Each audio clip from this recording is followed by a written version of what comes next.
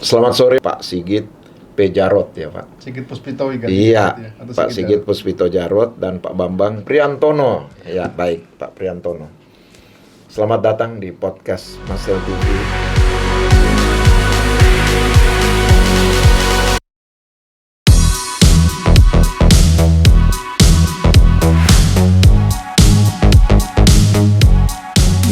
Saat yang pertama kita memulai Pak, setelah program yang telah dibicarakan oleh Pak Ketum kita ya, telah bicarakan tentang podcast, dan kita dengan apa yang ada ini kita coba mulai menjalankan tugas dari Mastel TV terutama untuk kepentingan para anggota. Nah pada sore hari ini sesuai dengan bidang yang akan kita bahas yaitu Infratelnas Pak. Nah sebelum itu saya sebenarnya ingin mengetahui nih, Infratelnas ini mencakup hal apa saja atau terminologi tentang apa saja?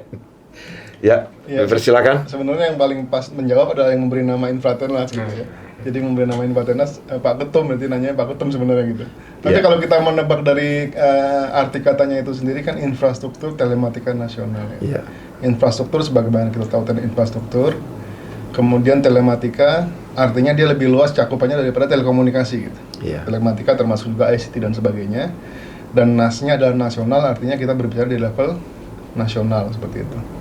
Jadi bicara infrastruktur telematika nasional, infrastruktur telekomunikasi, ICT dan sebagainya di level nasional dan untuk kepentingan nasional. Kurang lebih kalau saya memahaminya seperti itu gitu. Gimana Pak Bambang ini? Cocok Pak. Jadi memang kita satu penyiapan, diskusi atau juga menjadi satu unit yang untuk mengkaji hal-hal yang terkait infrastruktur telematika.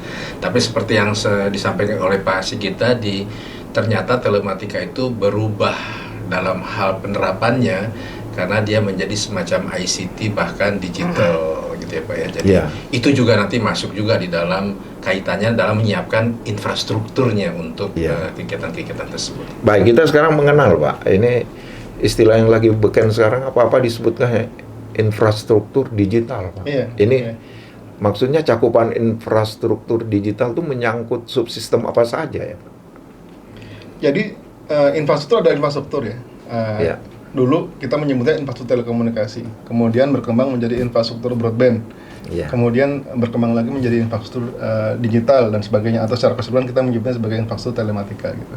Nah, hal-hal yang mendasari itu semuanya itulah yang disebut sebagai infrastruktur gitu. Kalau dulu infrastruktur ya kita bicara tentang masalah BTS-nya, kemudian jaringan core network dan seterusnya. Sekarang ketika masuk era digital jadi lebih luas lagi. Kita bicara infrastruktur termasuk di dalamnya ada data center, kemudian ada cloud, ada apa dan sebagainya gitu. Jadi kurang lebih begitu. Jadi sejalan dengan makin luasnya makna dan cakupan daripada digital itu sendiri, maka infrastruktur yang mendasari perkembangan digital itu juga makin luas dan makin menjadi sangat penting sekali gitu. Kondisi posisinya. Pak Bambang, ada hal yang perlu dilengkapi? Sedemikianlah, jadi sama saya kira. Koheren ya, baik. Nah, peran dari BPH ini semakin akan menunjukkan tentang ketepatan di dalam pemilihan terhadap topik-topik yang akan menjadi fokus dari Infratelnas. Nah ini sepanjang perjalanan 2023 ini, Pak Sigit dan Pak Bambang, hal apa saja yang ada kaitannya dengan masalah-masalah di mana mewakili Mastel? Tentu banyak sekali, tapi hal-hal yang kemudian menjadi sebuah masukan, apakah itu pada regulator, apakah itu kepada internal sendiri, ataupun hal-hal pembahasan atau diskusi, perencanaan dan lain-lain, Pak, bisa kebetulan saya dengan Pak Bambang ini ada kesamaan background ya. Kami pernah sama-sama jadi komisioner di Badan Regulasi. Artinya kami ketika menafsirkan itu seringkali kembali kepada definisi legal dan definisi regulasinya gitu. Kalau kita kembali kepada Undang-Undang 36 tahun 99, kalau nggak salah pasal 4 ya, tentang masyarakat telematika itu. Masyarakat yang memberikan istilahnya memberikan masukan itu. Maka salah satu poinnya adalah menjelaskan tentang perkembangan teknologi. Kemudian yang kedua adalah memberikan pandangan gitu, terkait dengan kebijakan dan regulasi gitu. Nah itulah yang menjadi menurut kami, rel kami ketika memberikan masukan gitu. Kami concern teknologi ini nanti akan kemana, kita sekarang ada di mana, perkembangannya sampai di mana. Level berikutnya adalah bagaimana supaya industri ini tetap sehat, karenanya itu perlu itulah perlunya regulasi, perlunya kebijakan. Kemudian di level yang lebih tinggi lagi adalah level nasional, level makro. Gitu. Yeah. Apa dampaknya kebijakan dan regulasi itu terhadap katakanlah daya saing bangsa, kemudian wealth creation ya, penciptaan kesejahteraan dan sebagainya. Selalu kami menggunakan tiga leveling itu untuk 3 hal itu, teknologinya, kemudian regulasinya dan kebijakan ya Pak Bambang, kurang lebih gitu. Iya. Tambahan Pak Bambang? Iya, seperti disampaikan tadi ya, kami juga punya pengalaman sebagai regulator di Badan Regulasi Telekomunikasi Indonesia ya. Jadi memang stakeholdernya banyak, tapi utamanya kan 3 ya, yaitu satu adalah pemerintah itu sendiri yang mempunyai kepentingan untuk mengembangkan kebijakan-kebijakan yang mendukung pengembangan industri sekaligus juga memberikan pelayanan kepada masyarakat. Yang kedua adalah para operator ya, yang juga sebagai pelaku pemain dan juga vendor-vendornya ya, manufacturer dan sebagainya. Dan yang terakhir tentunya kepada masyarakat ya, sebagai bagian dari yang perlu dilayani dan dilindungi juga hak-haknya. Nah, yang menarik adalah pada saat kita menyampaikan itu, kita punya latar belakang berbeda-beda gitu ya. Yang di Infratel juga berbeda-beda, ada yang dari operator, ada yang dari akademisi, bahkan juga ada yang dari industri. Jadi dan di sini kita punya kepentingan yang sama, yaitu kepentingan nasional agar industri ini berkembang dengan baik, agar masyarakat terlayani dengan baik, agar negara juga mempunyai efisiensi di dalam pembangunan, ya, dalam arti kata arah teknologinya jangan sampai kita salah sehingga kita invest terhadap hal-hal yang tidak perlu kita invest dan sebagainya. Dan menarik karena ini bukan satu lembaga yang memutuskan. Kalau di BRTI kita memutuskan, kalau di Mastel ini kita paguyuban, kita saling bertukar pikiran dan kesimpulannya silahkan dilaksanakan oleh masing-masing begitu. Tapi kita memberikan masukan kepada pemerintah dengan mewakili keseluruhan stakeholder itu. Gitu. Nah sekarang jadi menarik nih, BRTI itu kan berarti harus dipatuhi ya. Hal-hal yang berkaitan pada saat itu, hal-hal yang terkait dengan regulasi harus dipatuhi. Pada saat itu tatkala BRTI masih ada, tapi seperti yang kita ketahui di tahun 2020 BRTI itu dibubarkan istilahnya tuh Pak. Sudah ketemu ajalnya lagi. Sudah sampai pada waktunya. Betul.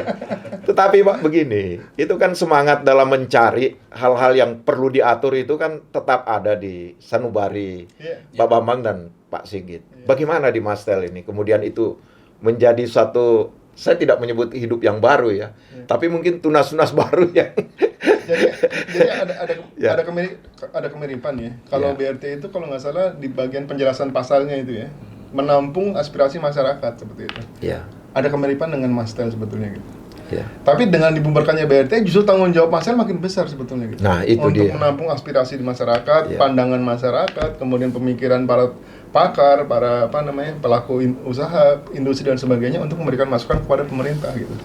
Jadi justru dibubarkannya BRT itu kita tidak berharap sebenarnya tadinya dan tidak mengira bakal dibubarkan secepat itu gitu.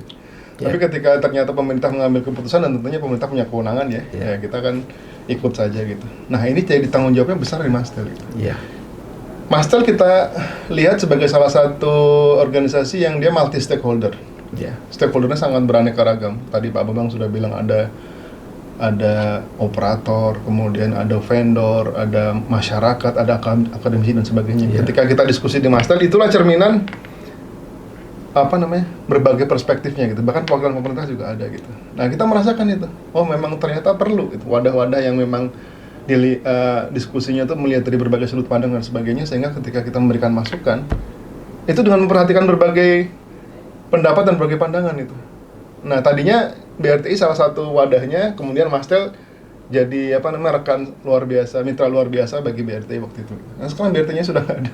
Sekarang Mastel saya tidak sebut berjalan sendirian ya. Makin penting jadi. Iya, artinya berjalan sendirian tapi tingkat urgensinya dengan adanya Mastel terhadap apa yang kita bahas tentang masalah Infratelnas ini itu tetap relevan.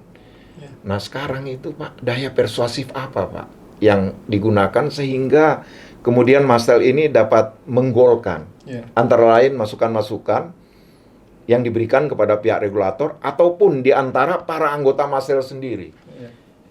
Silakan, Pak. Ya ini bedanya antara pihak yang memberikan masukan dengan pihak pemerintah itu. Iya. Kan kalau pemerintah itu secara hukum juga dia yang namanya kebijakan publik itu yang pilihan yang diambil oleh pemerintah. Iya. To do or not to do itu pilihan yang pemerintah karena mereka yang punya kewenangan gitu. Iya. Sementara kita pihak yang memberikan masukan gitu. Jadi tidak punya daya paksa juga, tidak punya kalau misalnya nggak ngambil pilihan kita juga tidak tidak ada sanksinya dan sebagainya gitu. Sehingga apa challenge-nya, tantangannya adalah substansi dari masukan itu sendiri. Iya. Nanti orang yang mendengarkan masukan kita itu akan menilai gitu, oh ternyata memang masukannya Mas Tel itu bernilai, berbobot gitu. Iya. Tidak bias dan tidak asal-asalan mikirnya dan sebagainya gitu. Betul. Itu challenge luar biasa bagi kita gitu. Iya.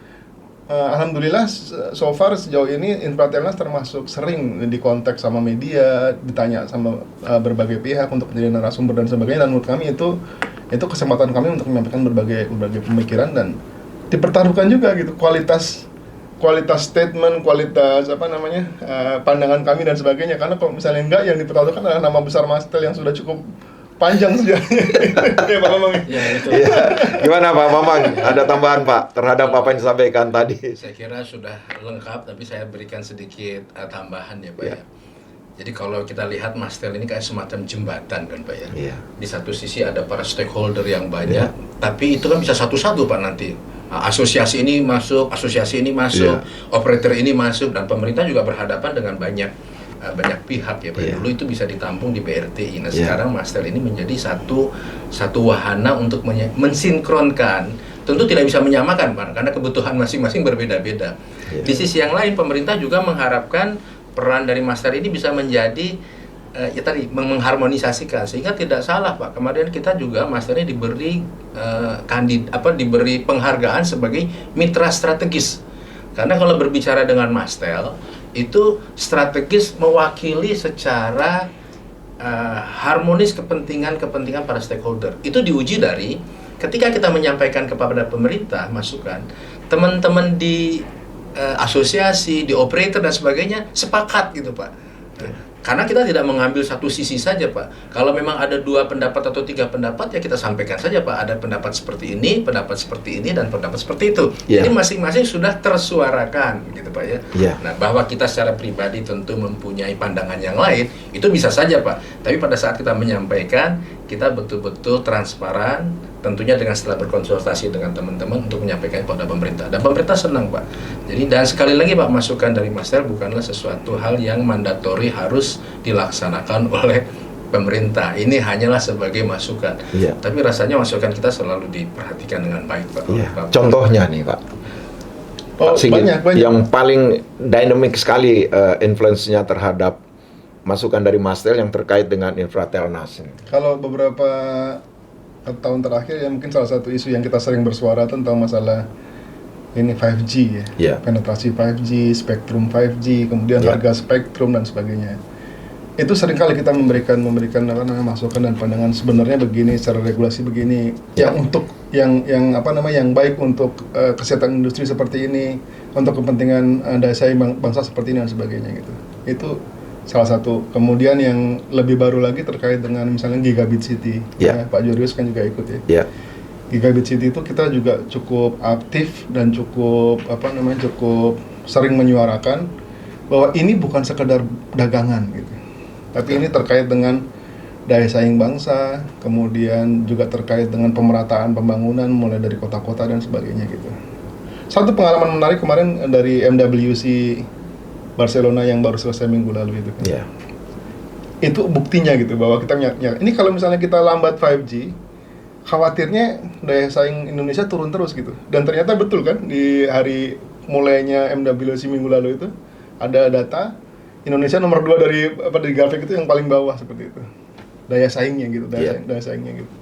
Nah, yang hal seperti itu kita cukup menyuarakan, dan saya sih mudah-mudahan bukan karena kepedean ya gitu. Saya melihat respons cukup positif dari rekan-rekan yang di pemangku kepentingan di sisi pemerintah ya, bahwa mereka senang dengan masukan-masukan dari Mas Tel gitu, karena memang cukup berbobot dan memang ya kita nggak ada kepentingan tertentu gitu. Memang untuk level negara, kemudian untuk level industri dan sebagainya. Jadi ini termasuk puncak dari achievement yang dilakukan oleh Pak Sigit dan Pak Bambang ya, terkait dengan approach seperti itu.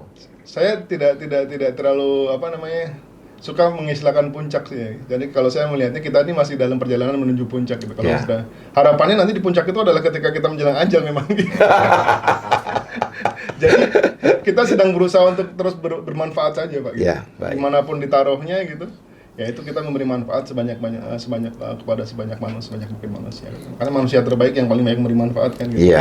Dan saya lihat Mas Tel ini cukup strategis untuk pandangannya didengar, untuk memberikan masukan, untuk memberikan bahkan masuk kritik dan sebagainya gitu. Dan menurut kami itu mudah-mudahan bermanfaat gitu ya ketika dipertimbangkan gitu. Bagaimana Pak Bambang? Ya saya kira memang demikian. Mungkin satu tadi contohnya 5G ya. Yang satu lagi itu adalah bagaimana kita memfasilitasi dari seluruh kepentingan operator dan juga baik operator seluler maupun operator yang lain mengenai adanya peraturan daerah ya yang mengenakan biaya yang sangat pungutan yang itu sebetulnya sangat merugikan secara nasional ya, karena akan terjadi pembebanan yang luar biasa pada operator yang ada. Nah, bagaimana kita bekerja sama, lalu juga kita bersama-sama dengan para asosiasi dan operator itu menghubungi pemerintah, dan pemerintah ternyata tidak satu pintu Pak. Jadi harus kepada Kemenkominfo, kita juga harus ke Mendagri karena ini ada hubungannya dengan pemerintah daerah, kita juga harus ke Bappenas, bahkan kita juga harus ke Menteri Keuangan karena ini juga aturannya terkait juga dengan pungutan-pungutan. Luar biasa Pak. Jadi kita sebetulnya jadi semacam Pak ya, facilitator jadi menjadi semacam tempat wadah bagi teman-teman, dan beberapa teman-teman di daerah itu ataupun di asosiasi dan di perusahaan itu sudah capek juga berjuang sendiri-sendiri atau melalui asosiasi. Nah, kita kumpulkan bersama-sama dan sudah berapa kali pertemuan. Masih dalam perjuangan, tapi paling tidak itu bahagian dari upaya kita untuk bisa membantu seluruh stakeholder terkait dengan hal ini. Gitu. Ya, kalau saya boleh menambahkan satu lagi sebenarnya Pak Yodius. Jadi dulu waktu kami ini masih di regulator itu, salah satu buku pegangan kami itu Telecommunication Regulation Handbook ya Pak Bambang ya. Itu buku tahun 2000-an, 2010-an. Dan sekitar 5 tahun yang lalu keluar lagi buku rujukan baru, yaitu Digital Regulation Handbook. Regulation Handbook regulasi digital. Ini menunjukkan bahwa secara global ini sekarang sudah ada perubahan yang cukup drastis ya. Mungkin bisa dikatakan evolusi atau revolusi, bahwa regulasi itu secara global sedang berubah menjadi regulasi digital. Nah, Indonesia posisinya seperti apa? Di situ pun disebutkan gitu kan. Nah, kita ini berkepentingan gitu untuk mengawal itu dan mendorong itu supaya regulasi ini secara bertahap tapi jelas gitu arahnya ya, untuk berubah menjadi regulasi digital, sehingga apa yang disebut sebagai transformasi digital, kemudian Indonesia emas, kemudian whatever lah, itu memang betul-betul siap untuk mengarah ke sana gitu. Nah, ini salah satu challenge, salah satu tantangan yang cukup serius juga gitu ya, untuk kedepannya ini. Jadi selama tahun 2023 saya lihat Pak Sigit dan Pak Bambang ya dalam aktivitas untuk menjadi pembicara ini terus mengalir. Saya melihat itu sebagai suatu syarat ya tentang sebuah ukuran bahwa semakin banyak yang mendengarkan tentang hal-hal yang berkaitan dengan masukan-masukan yang melalui Mas Tel sebagai media. Bagaimana dengan outlook kita di tahun 2024 dan bahkan ya saya meloncat saja Pak di visi Indonesia Emas ya, yang menyangkut tentang outlook yang Bapak sering sampaikan. Saya pernah beberapa kali menyampaikan di beberapa forum juga tentang outlook itu. Saya modelkan seperti yang tadi saya sampaikan ya. Jadi modelnya di level teknologi, kemudian berikutnya di level mikro, level industri, dan yang berikutnya lagi level paling tinggi adalah level makro, level nasional, kepentingan nasional. Di level teknologi, apa saja yang menjadi concern? Salah satunya tentunya adalah 5G. Kita sudah mengadopsi 5G sejak tahun 2021 kalau nggak salah ya, 2021. Tapi kan seperti jalan di tempat atau jalannya perlahan sekali, sementara negara-negara lain sudah cukup maju gitu. Nah, ini bagaimana caranya supaya tahun 2024 ini agak cepat sedikit lah gitu, supaya kita tidak terlalu tertinggal dari negara-negara lain. Nah itu nanti kaitannya banyak isunya, isu regulasinya banyak, masalah spektrum lelang spektrum, kemudian masalah bagaimana mengembangkan ekosistem 5G, bagaimana menciptakan demand dan seterusnya. Salah satunya adalah gigabit city ya. Isu lain terkait dengan teknologi, sebenarnya ada teknologi baru yang perlu jadi perhatian kita karena kaidahnya kan regulasi itu selalu ketinggalan daripada teknologi. Sehingga kita perlu tahu apa teknologi yang akan datang atau yang perlu jadi perhatian sehingga kita tidak terlalu jauh ketinggalannya. Nah ini teknologi seperti artificial intelligence, kemudian data security, quantum dan sebagainya itu sudah cukup hangat tahun 2023 dan mungkin akan menjadi semakin panas tahun 2024. Nah ini perlu jadi perhatian di level teknologi. Kemudian yang kedua di level mikro ya, level corporate maupun sektor industri telematika itu. Isu terbesarnya adalah tentang sustainability. Bagaimana supaya industri ini langgeng lah, ada kelangsungannya gitu ya. Nah ini cukup menjadi masalah yang cukup penting karena nyatanya memang regulatory cost itu ya, beban regulasi itu masih sangat tinggi, itu mungkin termasuk yang tertinggi di dunia gitu. Kita masuk kelompok yang tertinggi di dunia gitu. Nah ini tidak sehat untuk kelangsungan industri ke depan. Kemudian juga tentang persaingan persaingan level kompetisi kondisi level playing field itu kompetisi yang sehat gitu. Ini juga perlu kita perhatikan. Contohnya misalnya ketika tiba-tiba ada masuk pemain satelit gitu ya. Padahal di sini udah ada industri satelit gitu kan. Nah ini kita tidak cukup bicara level teknologi. Kan makanya ini selain teknologi kita bicara di level mikro dan level makronya gitu. Apa dampaknya di level mikro kepada industri dan sebagainya perlu kita bahas gitu kan. Nah ini sehingga kita berapa kali memberikan pernyataan tentang itu gitu. Jangan sampai gara-gara ada tiba-tiba orang masuk terdisrupsi semuanya, ternyata mudaratnya lebih banyak daripada manfaatnya gitu. Jangan sampai seperti itu gitu. Nah, yang terakhir yang paling challenging adalah tentunya di level makro, level nasional gitu ya. Sudah ada alhamdulillah 1-2 bulan yang lalu visi Indonesia Digital 2025 gitu. Kemudian 2045 ya. Kemudian Indonesia Emas gitu kan. Kemudian pemerintah juga sedang akan mempersiapkan RPJPN 2045. RPJMN-nya untuk 5 tahun dan seterusnya gitu. Juga nanti ada dokumen Renstra, dokumen rencana induk, sebelumnya ada SPBE, kemudian transformasi digital di layanan publik dan seterusnya gitu. Pemerintah sudah bergerak ke arah sana gitu. Nah, kita adalah bagaimana kita ikut mensukseskan dan ikut memberikan masukan positif gitu. Nah, ini challenge di tahun 2024 menurut saya gitu. Apalagi kan ada pergantian rezim ya. Mungkin pergantian rezim kan sekitar mungkin Oktober kalau nggak salah ya. Oktober berarti setelah itu beberapa bulan akan ada ditetapkan RPJMN dan sebagainya gitu. Nah, mudah-mudahan Mastel bisa memberikan masukan positif gitu. Siapapun yang akan terpilih kita nggak bicara itu gitu. Cuman siapapun yang akan terpilih, Mastel bisa menjadi mitra strategis yang baik untuk mengarahkan kepada Indonesia digital yang memang menuju kepada Indonesia maju. Gitu. Pak, di tahapan sekarang ini apakah masuk dalam working group atau diskusi panel atau ada pembicaraan menuju penyiapan dokumen itu beberapa FGD-nya kita dilibatkan secara aktif. Misalnya visi Indonesia Digital kita dilibatkan dan seterusnya. Dan bahkan untuk RPJMN kemarin ketika kita beraudiensi kan juga diminta gitu kalau bisa Mas memberikan masukan dan seterusnya gitu. Jadi pintunya itu memang sudah dibuka oleh pemerintah gitu. Nah, tinggal bagaimana kita mampu mengemas dan mengolah masukannya tadi seperti kata Bapak Bang itu dari berbagai sudut pandang, berbagai stakeholder dan sebagainya sehingga ini loh menurut kami cara yang benarnya seperti ini dan sebagainya gitu. Belum tentu itu yang paling benar gitu kan. Tapi kan kita meyakini itu salah satu pandangan yang ada di masyarakat dan dari berbagai asosiasi, berbagai pemangku kepentingan, berbagai operator masyarakat dan seterusnya. Pak Bambang? Ya, ini pengalaman ya dulu kita sama-sama sudah angkatan fosil ya, sudah 35 tahun yang lalu. Dulu itu kita melakukan satu perencanaan itu very predictable ya, bisa kita predik. Bahkan kita dulu punya rencana 20 tahun ke depan, 10 tahun ke depan, 5 tahun ke depan. Walaupun setiap tahun kita adakan revisi, tapi itu revisi kecil ya. Jarang terjadi disruption yang luar biasa.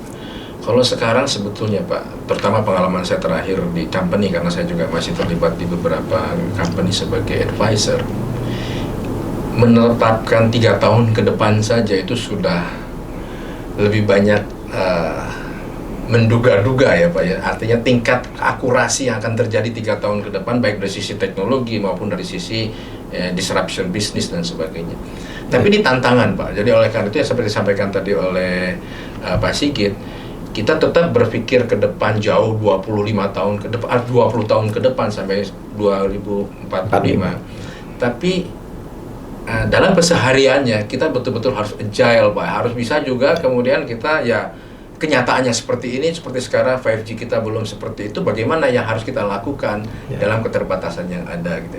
Sambil kita menyiapkan juga hal-hal ke depan. Nah, mungkin ini jadi PR yang lebih menarik bagi kita, tantangan Pak. Kita tidak mengatakan itu persoalan atau satu hal sebagai yang tidak kita kehendaki, tapi ini justru menantang kita. Dan inilah generasi-generasi baru sekarang yang kita harapkan juga menjadi estafeta ya ke depan gitu ya. Kita ini sebetulnya kalau angkatan Pak Sigit ini sudah masih kita, mungkin saya sudah waktunya kita ini fade away ya, hanya memberikan pandangan-pandangan dari trennya kemana, tapi apakah detailnya kita juga sama-sama. Ya, saya melihat Pak Bambang dan Pak Sigit ini kombinasi Pak. Jadi kombinasi antara sumber daya yang ada di Mastel ini saling melengkapinya itu dengan pengalaman, artinya dengan pengalaman dan pengasahan terhadap keilmuan, ya. Tapi ada hal yang paling mempercepat atau tetap menyuburkan itu di kolaborasi. Seperti apa Pak model kolaborasi dari Mastel ini dengan para pihak yang berkepentingan? Seperti apa kira-kira Pak? Kolaborasi itu kan dari kata ko dan labor gitu. Iya, kerjasama. Ya, sama-sama bekerja gitu. Bukannya kerjasama tuh yang satu kerja yang satunya main gitu. Sama-sama bekerja. Nah, di kita saya merasakan diskusi-diskusi internal itu sangat sehat sekali dan sangat, bahkan kadang-kadang membuat kita tuh harus berpikir dari pagi-pagi hari gitu. Baru bangun langsung terus banyak sekali message di WhatsApp grup itu. Ada data ini, kemudian ada dokumen ini di-share sama teman-teman dan sebagainya. Aduh, ini benar-benar kerja di tempat masing-masing dan ini orang kerja bener gitu.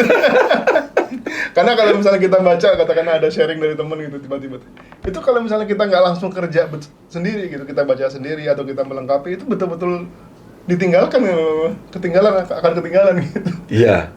Dan itu waktunya tuh betul-betul 24 hour ya Pak Bambang ya. Kadang-kadang menjelang subuh gitu. Menjelang subuh tiba-tiba banyak WhatsApp gitu. Atau nggak tengah malam gitu, jam 12, jam 1 tiba-tiba banyak WhatsApp. Dan itu kadang ya meskipun dengan suasana kadang-kadang dengan suasana canda dan sebagainya, tapi saya lihat substansinya tuh dahsyat gitu. Mahal sekali, diskusinya itu mahal gitu. Karena kumpulan orang-orang memang punya pengalaman track record panjang sekali dan terbukti dan sebagainya, sehingga ya diskusi yang mahal sekali gitu. Itulah wujud kolaborasi itu seperti itu gitu. Dan kita nggak khawatir ketika berbeda pandangan, ada yang tersinggung dan sebagainya kan gitu. Sampaikan aja pendapatnya seperti itu. Itu enak sekali. Makanya saya sering mengatakan dalam beberapa event itu ya, kolaborasi itu penting. Itu bukan teori gitu, karena kita sudah jalankan betul. Gitu.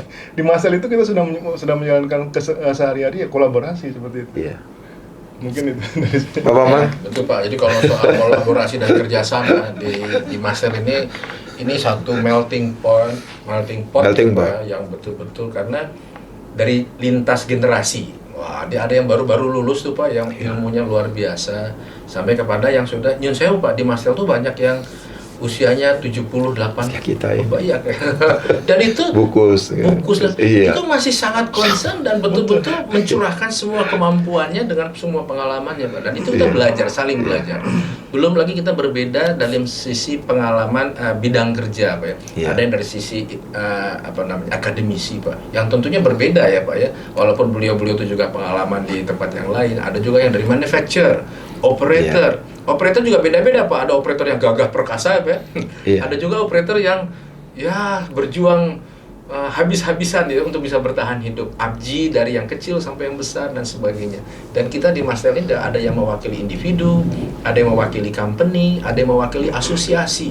Jadi betul-betul asal kita mau aja, cuman ya tangan cuma 2, kepala 1, waktu 24 jam Pak. Sementara kita juga punya tugas lain ya Pak ya. Jadi di Master ini kan sebagai bahagian dari kontribusi kita secara profesional Pak ya. Tapi umumnya teman-teman yang lain itu punya profesi dan punya pekerjaan yang lain. Nah disitulah kita mensinergikan juga Pak. Kita dapat ilmu dari Mastel untuk keperluan profesional kita, tapi pengalaman profesional kita juga kita tumpahkan di Mastel untuk membesarkan Mastel dan memberikan masukan baik kepada pemerintah maupun kepada anggota kita. Nah, dengan situasi saya suka dengar Pak. Jadi kami ini kan di organisasi para lansia, ya, itu ada second bonus demografi Pak. Pembicaraan tentang second bonus demografi justru didahului kata second, tapi sebenarnya ditujukan kepada kita Pak. Dan itu apabila saya lihat di Mastel ini, itu sebuah pembuktian.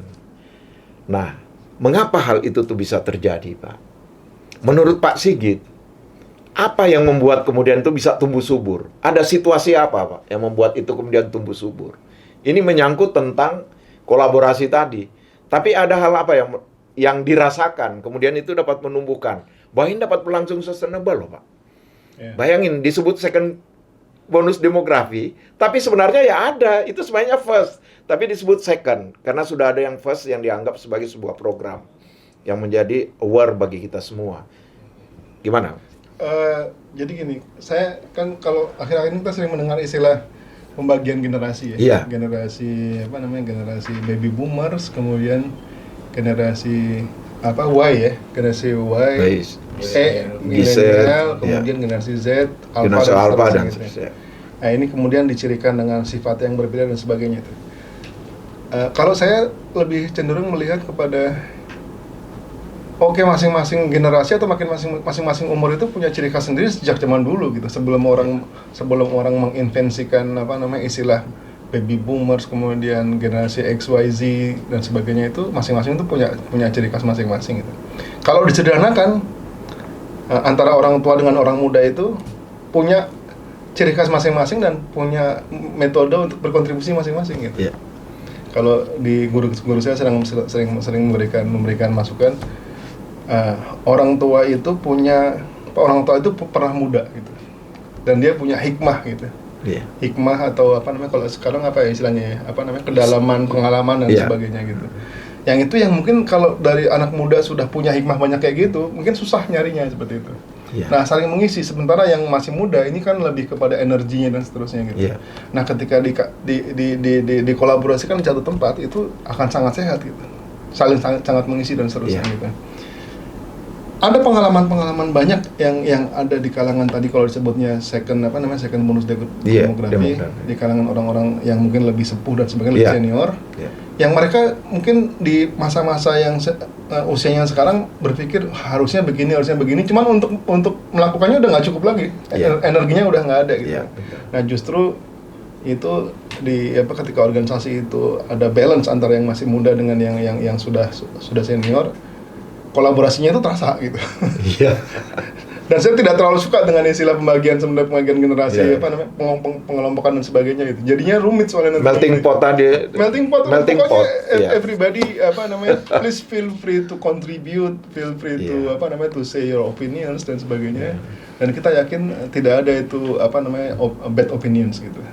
Berarti kisah faktor yang berjalan selama ini, keberadaan Pak Sigit, Pak Bambang, dan saya kembali saja kepada sebagai DPH, itu sangat terasa sekali ditunjang oleh situasi itu, sehingga spirit, motivasi, gagasan dan lain-lain itu tumbuh subur. Terasa sekali, kalau minimal saya pribadi saya merasakan belajarnya gitu. Saya ketika mendengarkan pandangan orang dan sebagainya itu, ternyata ada yang pandangan begini dan sebagainya gitu. Itu terasa sekali gitu. Suasana belajarnya itu memang mahal sekali gitu. Tadi sedikit menyinggung yang second bonus demografi. Dan bagaimana saya terus terang ya melihat para senior kita, kalau saya sebut misalnya buku, lalu ada Pak Stianto, lalu ada Pak Garuda yang sebetulnya secara usia sudah, tapi yang menarik adalah pertama, semangat beliau itu untuk tetap berkontribusi, hadir di dalam rapat-rapat, dalam pertemuan-pertemuan, Dan yang kedua, kontributif, artinya mengikuti isu, mengikuti permasalahan yang ada, dan menyampaikan pandangan-pandangan yang memang relevan.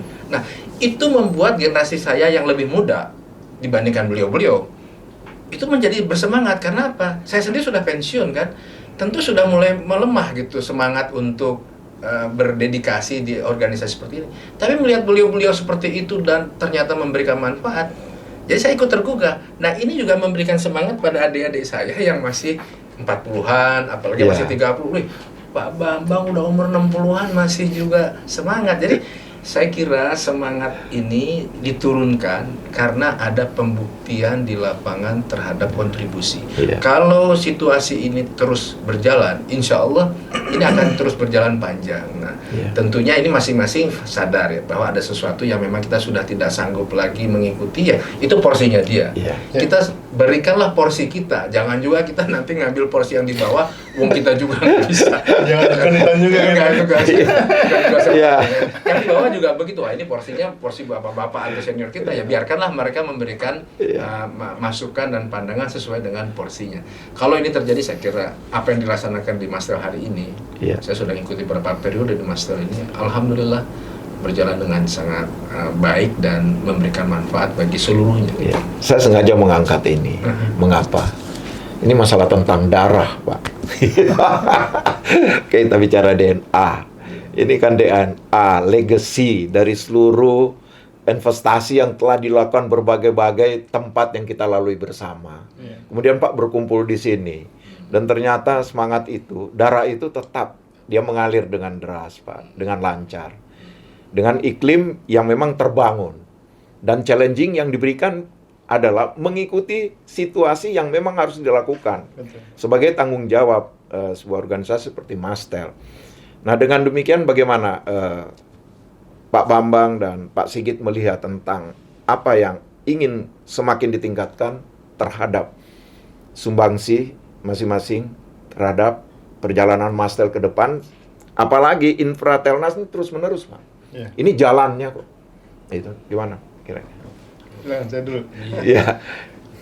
Sebenarnya ada satu challenge yang menurut saya masih belum selesai kita tuntaskan itu ya, adalah ketika kita beralih dari Mastel sebagai masyarakat telekomunikasi menjadi Mastel sebagai masyarakat telematika. Secara istilah itu konsekuensinya besar sekali sebetulnya gitu. Telematika itu sangat luas sekali. Telematika itu bermakna ICT, bermakna cyber juga, bermakna telekomunikasi juga dan sebagainya gitu.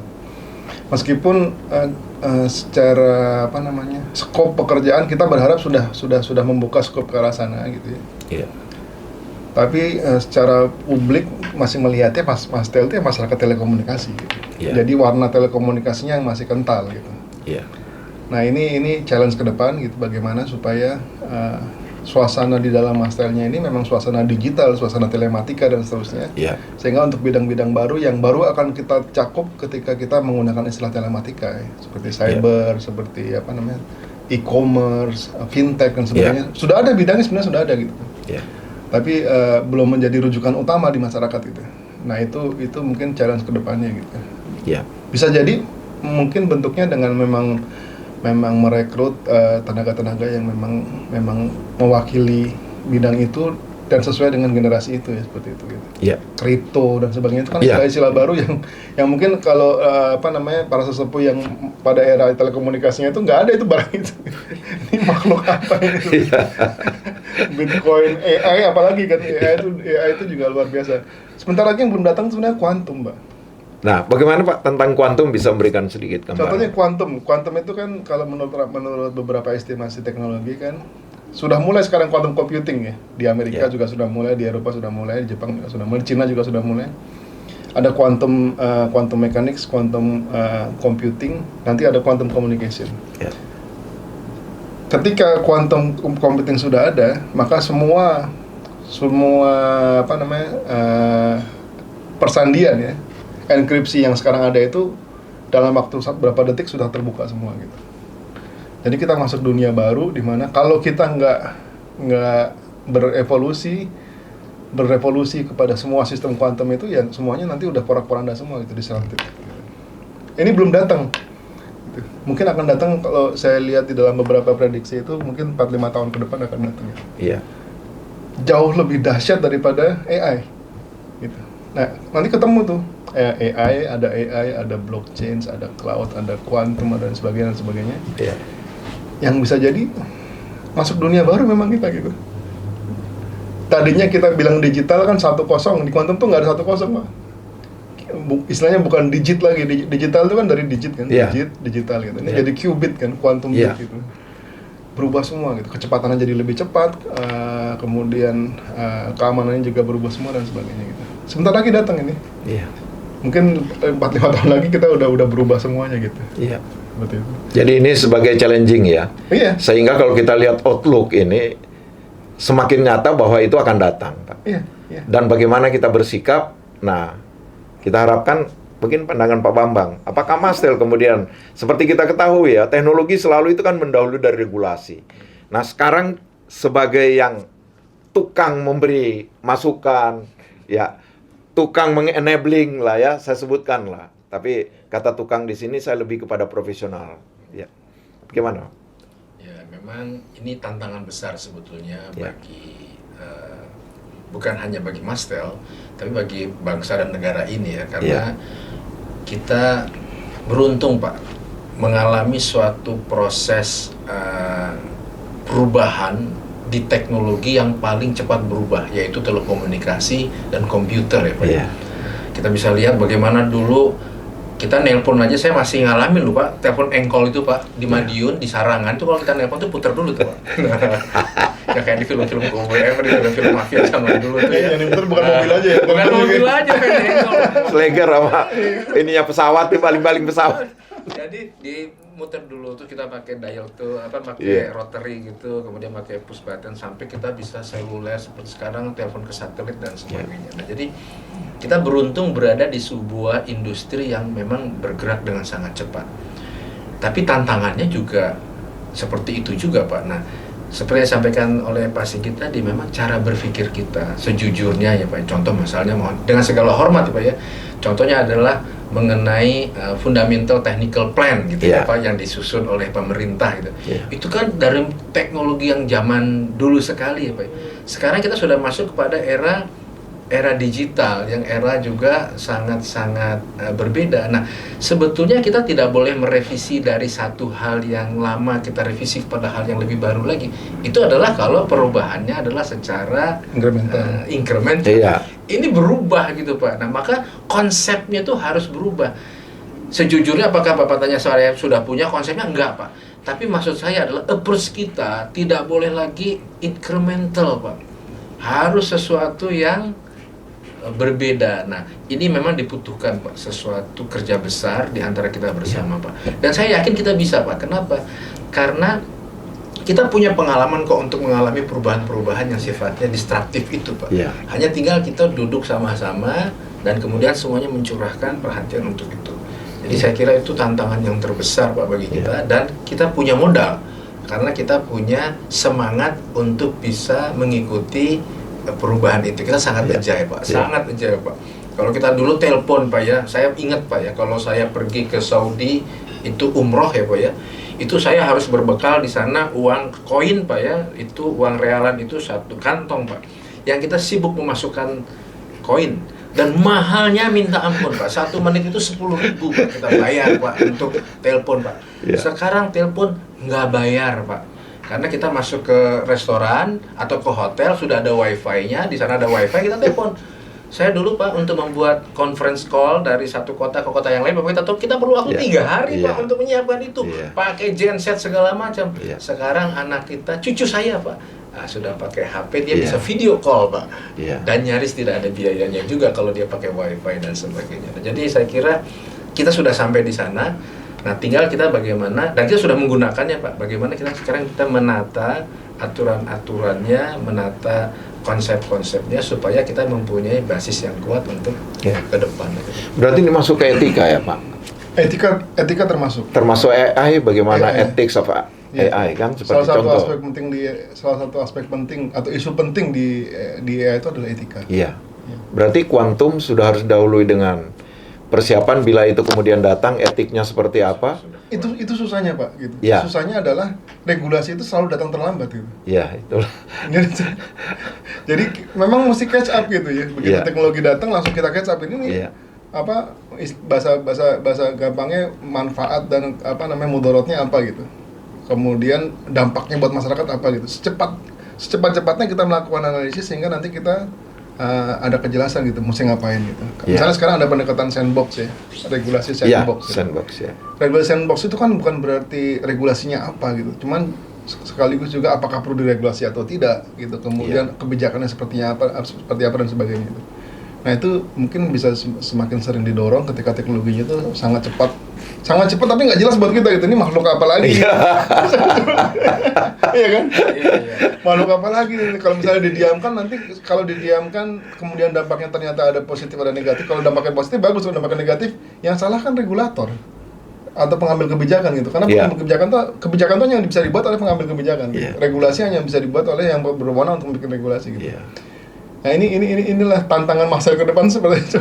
Teknologi maju terus gitu. Teknologi digital kan luar biasa cepatnya gitu. Ada AI, ada kuantum, QKD macam-macam dan sebagainya itu. Nah, kejar-kejaran itu. Jadinya istilahnya apa ya? Nggak ada matinya gitu. Teknologi itu datang terus. Kita nggak kehabisan bahan lah gitu untuk belajar itu. Nah, saya kira kita di penghujung ini. Saya kira tentang infraternas ternyata sangat luas, Pak. Dan akhirnya bila kita berbicara sebagai living enabler, maka kata living kan menyangkut kehidupan, hidup lah. Ya, enabler berkaitan dengan bagaimana menjembatani, ya. Nah, oleh karena itu saya ingin ada last punch lah dari Pak Sigit dengan Pak Bambang terhadap infraternas ini sendiri dengan berbagai fenomena yang kemudian berkembang yang begitu cepat. Bagaimana bisa disampaikan last punch-nya, Pak? Ya, saya kembali kepada istilah yang ada di di manajemen of technology ya. Iya. Bahwa teknologi itu sebagai alat bantu manusia. Gitu. Iya. Karenanya saya dari sejak beberapa tahun yang lalu saya mengatakan saya lebih prefer pendekatan society 5.0 dan industry 5.0 daripada industry 4.0 gitu. Karena industri 4.0 itu adalah bagaimana menggunakan cyber physical dan sebagainya untuk industri dan sebagainya. Sedangkan society 5.0, industri 5.0 ini adalah bagaimana memanfaatkan teknologi untuk membantu manusianya. Iya. Contohnya di Jepang. Di Jepang masyarakatnya masyarakat aging society, masyarakat yang menua. Bagaimana teknologi ini bisa membantu mereka. Masyarakatnya masyarakat yang semakin banyak bekerja di pabrik misalnya kan, bagaimana teknologi ini membantu mereka. Ketika itu dibawa ke Indonesia masyarakat mungkin ada perbedaan itu. Nah, gimana teknologinya dikembangkan sesuai dengan kebutuhan masyarakat Indonesia. Sehingga istilah living enabler itu betul-betul enabling memang gitu. Jadi bukannya kita hidup untuk teknologi, cuma teknologi itu yang harus dimanfaatkan untuk kepentingan kita gitu. Menurut saya sih istilahnya pakemnya harusnya seperti itu secara pendekatan manajemen of teknologi gitu. Baik. Gitu. Pak Bambang? Sepakat sekali Pak. Jadi memang yang paling penting bagi kita adalah kita harus definisikan dulu living kita itu seperti apa. Misalnya kita ingin hidup seperti apa, norma-normanya seperti apa, parameternya seperti apa, kita setting dulu. Lalu baru kita go around Pak ya, memilah dan memilih teknologi yang ada. Karena pilihan teknologi juga banyak. Para pengembang teknologi juga berlomba-lomba untuk menawarkan. Kayak kita dulu, saya masih ingat kita ada CDMA, ada GSM, ada PHS Jepang gitu Pak ya.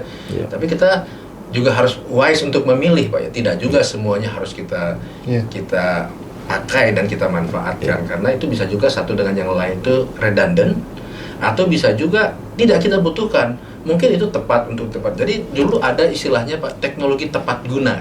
Jadi, kita juga sebetulnya dengan kecanggihan-kecanggihan yang ada, kita juga harus memilih Pak dari teknologi-teknologi itu mana yang tepat bagi kita. Dan itu juga tidak mudah Pak.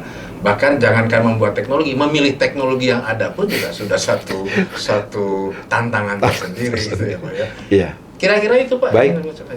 Terima kasih. Sama-sama Pak Julius. Luar biasa. Pak Sigit P. Jarot dan Pak Bambang Priantono.